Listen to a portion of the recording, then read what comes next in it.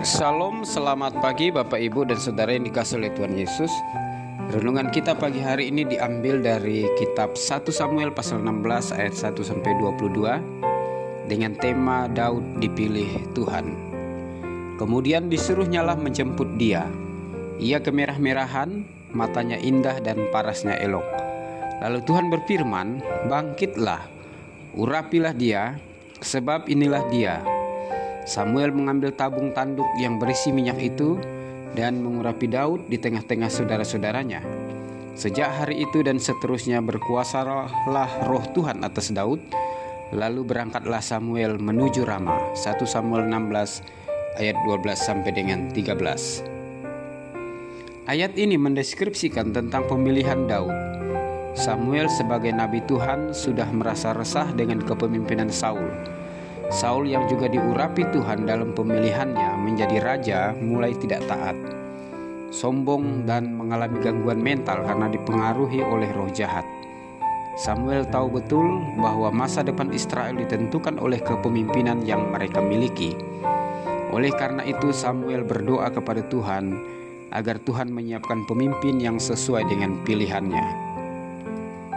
Firman Tuhan datang kepada Samuel untuk pergi ke rumah Isai untuk mengurapi salah satu anak Isai untuk dipilih menjadi raja Israel, menggantikan Saul yang ditolak oleh Tuhan. 1 Samuel 16 ayat 1. Samuel mengalami ketakutan sebab apabila Saul tahu bahwa Samuel akan mengurapi Daud, Saul akan membunuh Samuel. Atas perintah Tuhan, Samuel pergi ke rumah Isai untuk mengurapi salah seorang anak Isai untuk dipilih menjadi raja Israel. Isai memiliki 8 anak laki-laki. Pada saat Samuel memilih mereka, ketujuh anak Isai diperintahkan untuk lewat di depan Samuel: Eliab, Abinadab, dan Syama. Ketika Samuel melihat perawakan Eliab, pikirannya hampir terkecoh, sebab pikir Samuel, Eliab adalah pilihan Tuhan. Tuhan berbicara lain kepada Samuel. Ketujuh anak Isai tidak dipilih oleh Tuhan, termasuk Eliab. Samuel memanggil Isai dan menanyakan tentang semua anak laki-laki Isai. Ternyata masih ada satu di padang menjaga kambing domba. Isai memanggil Daud. Ia berdiri di depan Samuel dan saudara-saudaranya.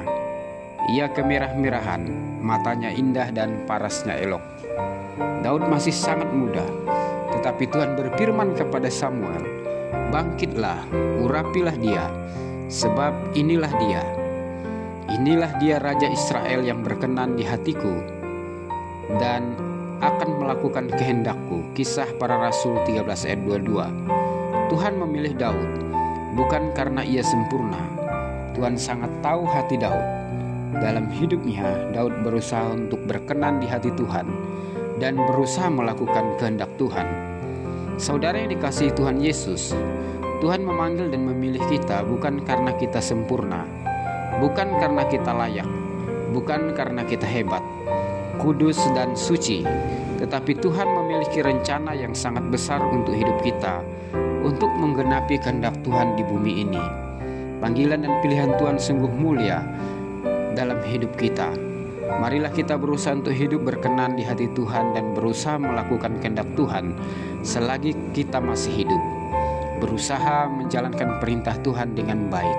1 Samuel 13 ayat 14. Tuhan Yesus memberkati. Amin.